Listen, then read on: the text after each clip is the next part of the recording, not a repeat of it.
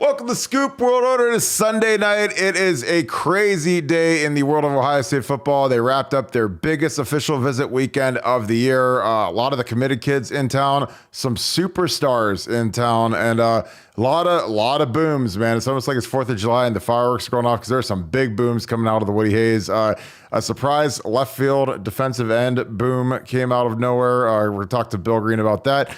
Big camp day tomorrow at the Woody Hayes. We're going to have on-the-ground coverage with Bill the Bank Greene and Joe Drame, bringing the heat and bringing some great information, some great intel, a lot of buzz. The camps are always very interesting to cover, and we've got some great guys doing it. That being said, as always, thank you guys for tuning in. Again, leave us that like, click subscribe, click that alert bell if you enjoy this live content, because you guys can chime in, ask us questions. We got Nevada, we got Bank, got myself, obviously, every night.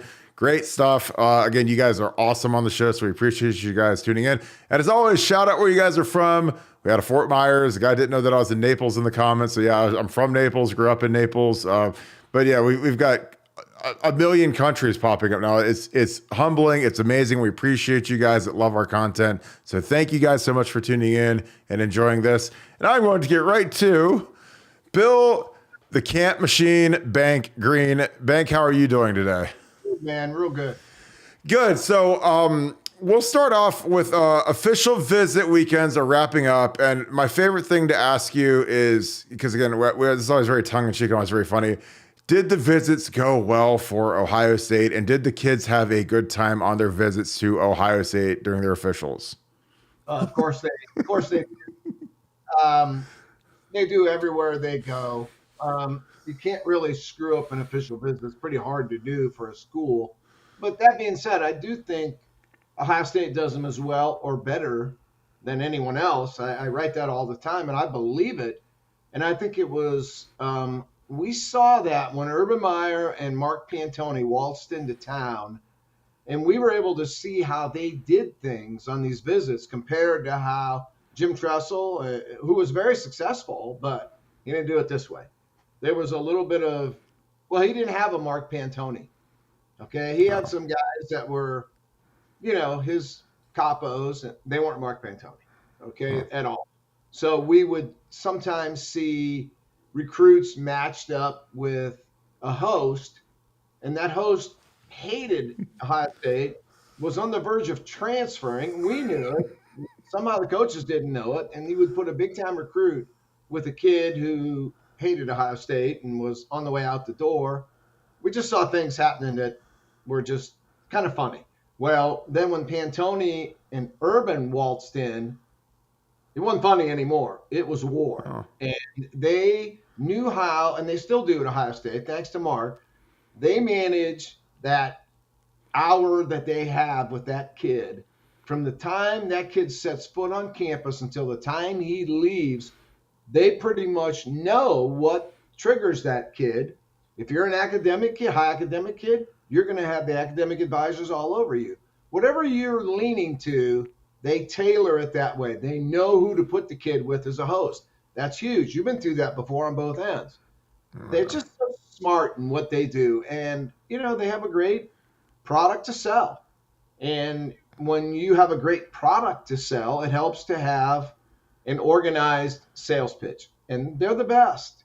I maintain that. I mean, they do it as well as Bama does it or Georgia does it, and they're very consistent over the years. We've seen like Georgia now is the hot ticket. Ohio State has been consistent over the years with their recruiting, and I'm just they can get anyone if they get the kid to visit, they can get him. That's been my stance since those guys took over to Ohio State. Hasn't changed. Get him on campus. I don't care who it is. Can be the number one recruit in the country. Get him on campus. They don't get them all, but they get their share. More than their share, I feel. Yeah, and I'm the world's foremost authority on official visits, Tressel era, Fickle era, Meyer era. Because I was on staff for all three into the Urban Meyer era. And I'm telling you, when Urban showed up, man, it was like, Gene Smith, get out that checkbook, because we ain't taking these crappy buses. We're getting charter buses. We ain't eating these average steaks, these average catered meals. We're getting Ruth Chris. We're getting Hyde Park. It went nuts. And I loved it because I was a coach and a host. And I was like, again, Bill, it's like you've stayed at a lot of hotels. You've stayed at the Days Inn, you've stayed at La Quinta, but you've also stayed at Cosmopolitan. And like when Urban took over, it was like, hey, we ain't staying at La Quinta and Holiday Inn anymore. We're staying at Cosmo. The perfect comparison. It's like you'll be able to sleep at all of those options, but there's only one that you get really excited about going to. There's only one where you feel cool at, and there's only one where you're like, man, this is really sweet. And that was what Urban and Pantene did. And it was all Urban, because Urban's the guy that was, when he came here, there was no more clipping coupons. There was no more, we're going to have Sodexo and the university catering. He's like, we're getting Ruth Chris and we're getting the finest. We're taking the kids down to town. The kids go down to Town Hall, which is a Buckeye Scoop sponsor and is the best place in all of Columbus to have a lunch or whatever, because there's pretty girls, there's really good food, great atmosphere. It's open air. It's like the perfect place to take young 18-year-old kids on a visit. And again, Urban had a great saying. His saying was, when these kids get here, and this is before they even had the summer visits, man, they got to see pretty girls and green grass everywhere when they come to Ohio. It can't just be snow and a bunch of, we had some, long in the tooth people that were working there, and they were replaced really quickly. And Urban knew. He didn't cut he didn't cut corners, and he knew what kids, got excited about, and he's really good at it. And Mark Pantone was like the right-hand guy, but, Urban was the Louisville slugger in the equation that was able to demand everything and get everything done. And honestly, I loved it, because when I was a GA my first 2 years, I couldn't even get a laptop. And I literally said, guys, I was in the NFL, I'll pay for my laptop because I need a laptop to break film down.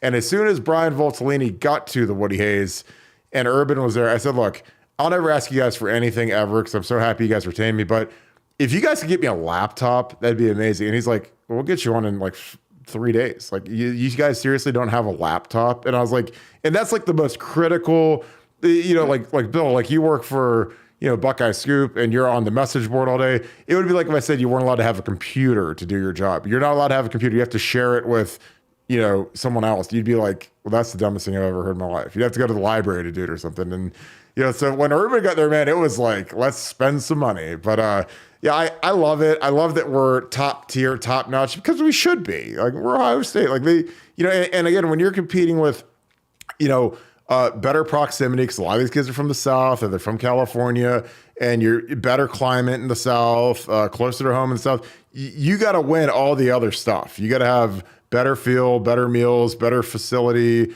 more comfort, relationships, whatever. Like, you got to ace all those, because you're not going to win the distance thing. But, we've gotten really good at it, and that's why it's exciting.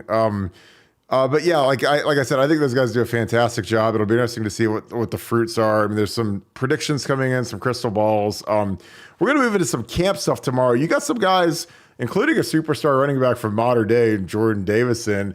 Who are you excited to see at camp tomorrow, Bill? Well, Davison for sure. And it's really hard to evaluate running backs at a camp because they don't do the things that they do best. They don't have pads on. They don't get to make people miss. They don't get to make cuts in the hole. You don't get to see their vision. But there are things you do get to see, and that is size. And I've seen enough of these guys that are listed at 6'2", 195 that are 5'11", 189, and they're listed at 4'4", and they run 4'6". I've seen it too many times. Well, I want to see Jordan Davison. I want to see him catch a football. I want to see explosiveness. I want to see the ability to change direction. So he's here now. He came from California. He's at Mater Dei, same high school Brandon Baker's at. And he came on Sunday, staying Monday for camp, staying through Tuesday. So that's a visit. Okay, and that's an unofficial visit. So this is all on their end, the parents, the kid. That means business to me. I've got this kid in the class. And there are a lot of other running backs in 2025 that are right on the hook. Marquise Davis, Cleveland Heights, Bo Jackson. So they're taking 3 this year. If, they signed all 3. So it's hard to believe they're going to take, it kind of leads you to believe they would take 1 in 2025, but I don't think so. I think they're coming back with 2 more. And I think Jordan Davison's got a strong chance of being in this class. So definitely want to look out for him. Then there's the Ohio O lineman Carter Lowe out of Hmm. Toledo. He 2025 kid. To me, he's better than any of the 2024 linemen that are committed right now, with the exception of Ian Moore. I saw Ian Moore last week at camp. He's really good. He's a lot better than I thought he was, by the way. But Hmm. the three Ohio guys that are committed right now for 2024, I think Carter Lowe's better than all three of them, hands down, and will be a better college football player. Now they're in a battle with Michigan for this kid. This is not going to be easy for Ohio State. So it's going to be. I'm really anxious to see him tomorrow. Those two especially stand out. Then you've got that linebacker T.J. Alford, who I never really thought he would show up. And he's still. I don't know that he's going to, but he tweeted that he's in Louisville for camp today, so he's kind of made his way up. He's getting close. He's not that far from Columbus. And my feeling is, if you go to Louisville for camp, you'll definitely come to Ohio State for camp. He's supposedly a big NIL, guy in this. So big NIL guy, like strong NIL guy. So we want to see if he shows up. I got a good feeling what he's going to look like. I talked to my SFE guys. They say he's a dude, but they said he ain't going to come cheap. Those were the two things they said about him. And then Jamie French, 2F French. Looking forward to seeing him if he shows up. What's the relationship like with Hartline there? And, is he – if you come to Ohio State and you think you're a wide receiver, you better be really, really good. Okay? Yeah. They ain't taking no projects and no sleepers and no projects in the wide receiver room. You better be exceptional. So those are the names that right now we're seeing. Number one, do they show up? And then what do they look like? And then I want to mention that quarterback too. Emmett Queen, whose dad played at Ohio State. I don't know if you remember his dad. Heath Queen. Yes. And Yeah. this kid is going to be a freshman. He's a 2027 kid, which means he was born during the Brew Crew era. Whoa. Kind of wrap your brain around that a minute. Yeah. He was born when I was writing articles about, Mike Adams. So he's supposed to really be good. I talked to my couple Kentucky coaches. He was at a Kentucky camp recently, and they said he's the real deal. Now, he's a baby, literally a baby. A couple weeks ago, he was sitting in 8th grade English class. So we got to see, he's got 4 years of high school to play, and he's already a name on the internet. So those are the main names right now. And then, of course, you wait and see who shows up that you didn't think was coming. And, oh, my gosh, that guy's here today. That usually happens every day. So I love camp. I love going. So those are the things I'm looking for right now. Yeah, it's always interesting when you see the guys that kind of just show like the one like Richard Young came the one year and you see that guy and you're like, holy cow, like that's a running back, and that you can see why all 5 coaches are walking next to Richard Young like for the first half hour that he's there. It's like, yeah, he's gonna get a lot of time. Do you think running back, because it is really valid and sharp that you said running backs are almost impossible to evaluate at these camps because when we were there, Tony Alford was just working out Richard Young it was like the two of them by themselves, like on a side field. And it's like, they can't, you can hand them the ball and they can run over cones and bags, but they don't have to break tackles. They don't have to cut. You don't have to see their vision. It's tough. The thing is, they don't have to miss tackles in a camp. And Yes. You must be able to make the first guy miss. Mm-hmm. I don't care how big and fast you are, how strong you are. We can't block all 11 of them because you're not blocking for yourself. The quarterback's usually not blocking. So you must make the first guy miss, and you can't see that in a camp. You can see size, speed, explosiveness, change of direction. You can see if he can catch a ball. I mean, I watched Master Teague. I watched him drop the ball time after time after time, and then I watched them showing him how to catch a football. And I thought, man, he must have never played catch with baseball with his dad out in the front yard. He did not know how to catch a ball. And it was like, wow, that was shocking to see. Like the GAs would have been better catching the football.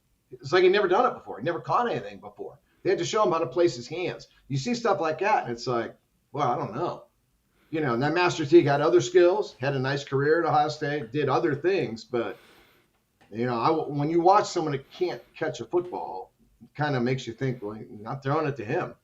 So that you check that box out, that's not going to happen. But so those are the things you look for, and then you try to marry up what you see in camp with what you see on film. The nice thing about Jordan Davison is he's playing at modern day. He's not playing in South Dakota or North Dakota or out in Montana. This guy's playing against dudes, and he's playing with dudes week after week after week. So that's, kind of my thought on running back. The film has to come first. And then once you see the film and you like the film, then the camp kind of validates what you saw on film as to whether he's take or no take.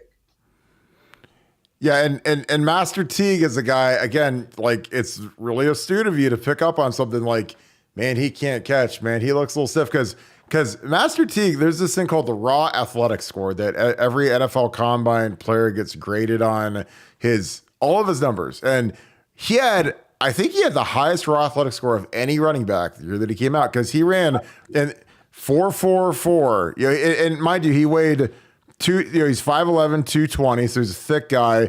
27 reps a bench, 1.510, which is exceptional. 36-inch vert, 3 cones, 6.98. I mean, broad 10.11. I mean, crushed the combine. Like the pro day, he was the star of pro day, and he's out of football already after a year. So it's like, again, now if you go to Ohio State camp, you do those exact same drills. And they got those numbers written down. They're like, holy cow, we just found Adrian Peterson. But there's a lot to judge. You have to add on when you say that, for anybody watching this or listening to it or whatever, you have to add on to that. He was a great kid, the best. When you talk about, he had numbers, he had raw skills, he didn't, then immediately you think he had issues. That's why he didn't make it. He had problems. No, he was the best kid. He had so much going for him, but then, he couldn't really change direction. And once he slowed down in a hole where you see J.K. Dobbins stop, hesitate, and then be gone. Once Master Teague geared it down, it wasn't coming back up again. So straight 40-yard dash, oh, man, look out. Body beautiful. And the best kid. You know what I mean? So, I wanted to emphasize that because when you say you got all the measurables, but you don't make it, we usually think problems or issues, and not the case with that kid. That kid was the best. So that was the difference. He was a camp warrior, and he played his butt off too. He just like the change of direction stuff, and he couldn't catch a ball. But man, when you watch him in shorts and t-shirts, you think NFL superstar, 10-year superstar. You would have never taken J.K. Dobbins over Master Teague if you've seen him both in camp. No, or Antonio Pittman or Boom Herron, or those guys all had longer careers in the NFL. The best. And again, I'm not saying this to bag on Master Teague. I'm saying how hard it is to evaluate running backs, because he's got a great father, a great family. He's a great kid, super religious. He's not a kid that you have to worry about at 2 a.m. getting that bad phone call. Again, he's a kid that if you're an Ohio State fan, you root as hard for Master Teague as anybody in history. But again, it's hard. If there's a vision thing or he can't catch or whatever, that's why you have to dig in real deep when you're evaluating these running backs, because all the stuff on the surface looks amazing. But that's why it's just really astute when you say that they had to show him how to catch, because the thing about Master is he was very stiff. He's a stiff robotic kind of mover, and again. But that's just how he's engineered. There's nothing. You can work on your flexibility for whatever, but at some point, God gives you certain tools, and again, testing wise, he's amazing. But we're gonna shift gears. Your boy Whit Fong dropped a Fong bomb tonight that made the internet shake, made Ohio State shake, made me really excited. And again, it's hard after last year's defensive end 0 for 3 spell, but. We got a guy that I think is the best defensive end in the country that he just gave us the Fong bomb to. Eddrick Houston is a guy. And if he was on the team this year, he might be our number 3 defensive end. He plays in this 3-4 down in Georgia. This is real football, folks. This is not South Dakota, Wyoming, inner city Columbus. This is like big time football. And this guy is an absolute monster. So we're going to watch this film. But Bank, your thoughts on that? He hasn't even had his visit yet.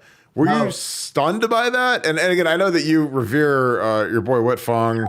Like you said, you golfed with him last week and you guys talk a lot, and he's not allowed to miss when he's a national guy like that. I mean, and everybody's pays attention. Some guys can put out a commitment, nobody cares, or an equal sign, but with him, man, it's a big deal when he does a crystal ball, Fong bomb. But talk a little bit about this kid and how surprised you were that he went with that.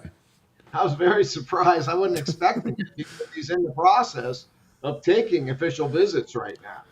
Oh. This guy, he's not visiting Akron and Purdue. He's big dogs, Bama, Clemson, Georgia. And his Ohio State visit isn't until next weekend. So, Steve, we're not on here to promote somebody else's site. I mean, no, of course not.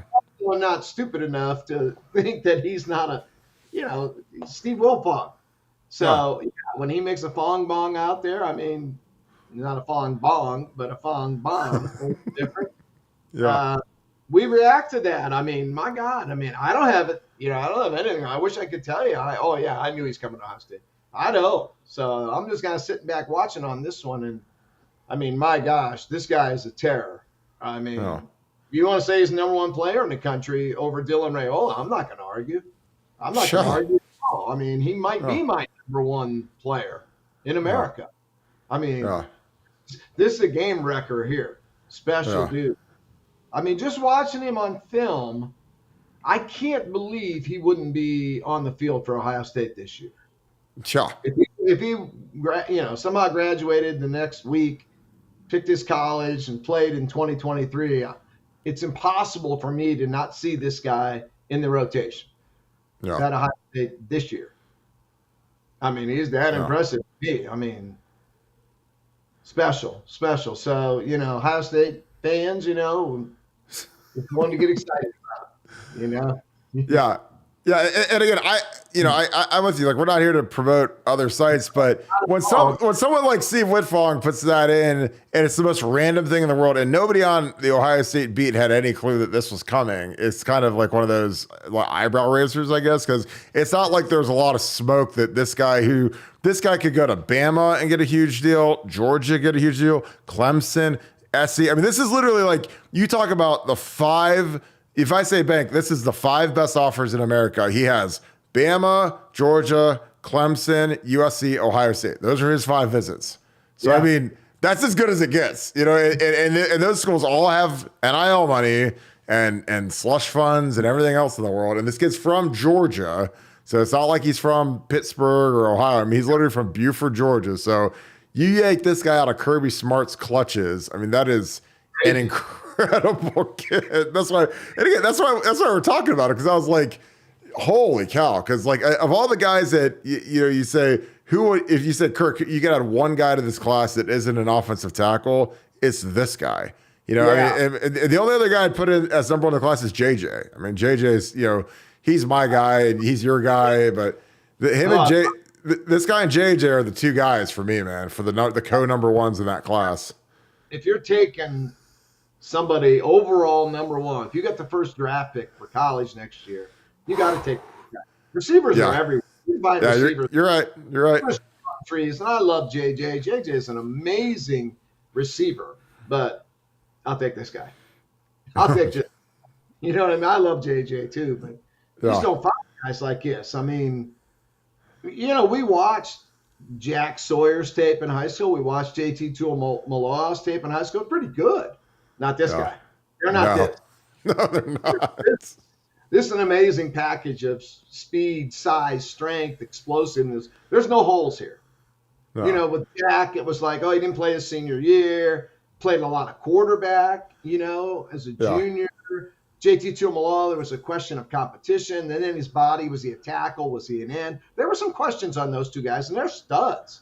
This guy, there ain't no questions here. No. This is a three-play guy. You watch like 3 plays of his tape and just shut it off. Shut it off. Let's go to somebody else. I've seen all I need to see. Yeah, you watch 3 plays of this man, and you're calling the collective and saying, "Hey, how much we got in reserve, and how much more can you get?" Right. Donations.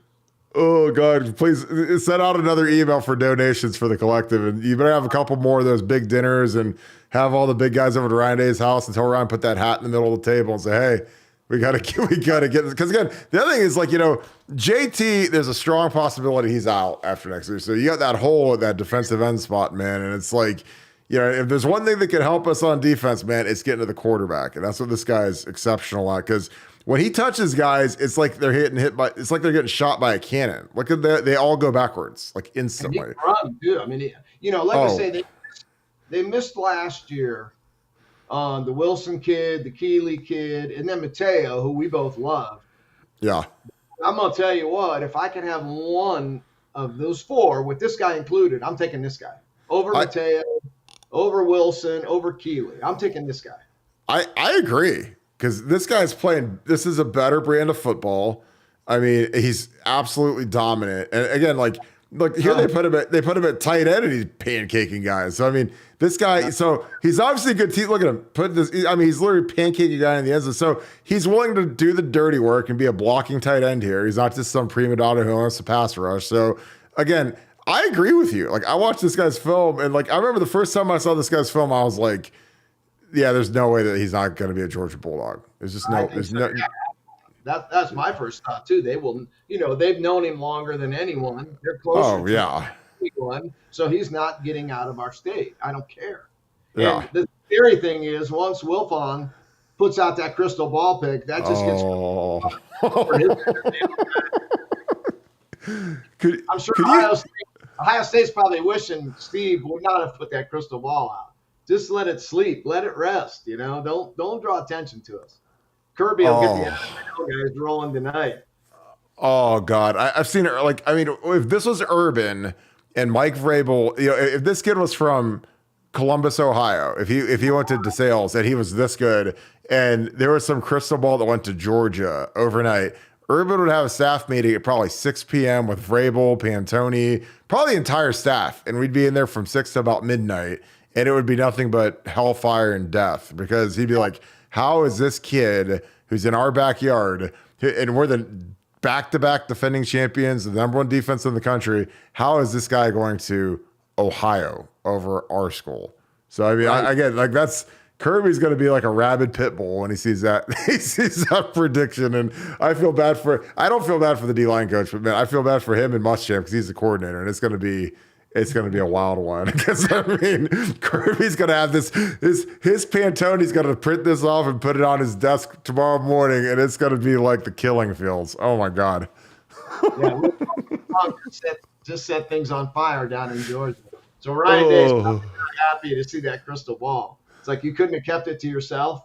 Oh God, I'd have been like, I wouldn't want to say a word until signing day, and then he puts out the Ohio State hat in the middle of Georgia Bulldog country. I love it. Wow, what an episode. Well, Bank, I know that you got to roll because you got camp tomorrow. Unless you get some rest, get ready to rock tomorrow. Appreciate you, my man. Again, this has been a fantastic episode. I'm still just stunned that this is a kid that we could potentially get, because I just thought. That kid in Georgia ain't no chance. But again, it's like a defensive lineman in Louisiana. I'm like, there's no chance. But hey, things happen sometimes, man. It's like when we got Cam Hayward out of Georgia, it was because Georgia didn't want him. It was because that's why we pulled him. So, and Cam's pretty good. Last thing, big rumor, your Steelers are investigating Chase Young. Are you for that or against that? Oh, I'd take him, trade the whole team for him right now. I wouldn't even give him a physical. Like, if he told me he was fine, I would believe it and bring him in. I mean, put Chase on one side, TJ Watt on the other. Oh my God, Cam Hayward in the middle. Oh my God, block those guys. Have fun.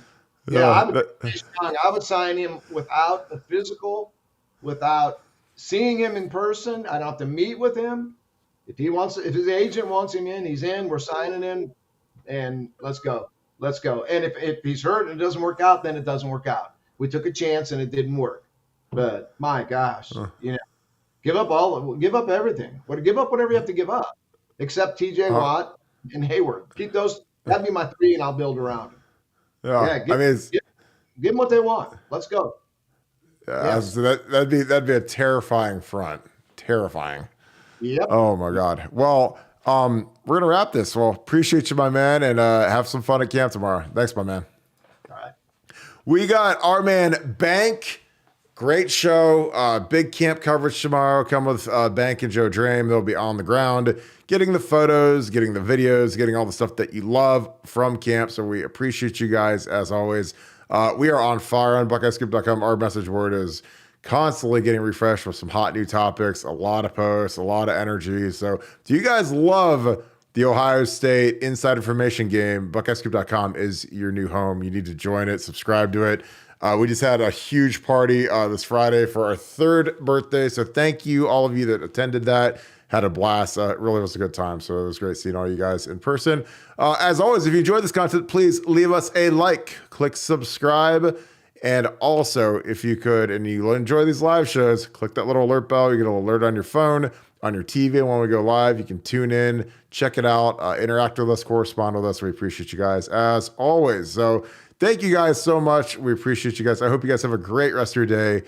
Thank you, Buckeye Nation, and thank you, Scoop family. I'll talk to you soon. Go Bucks.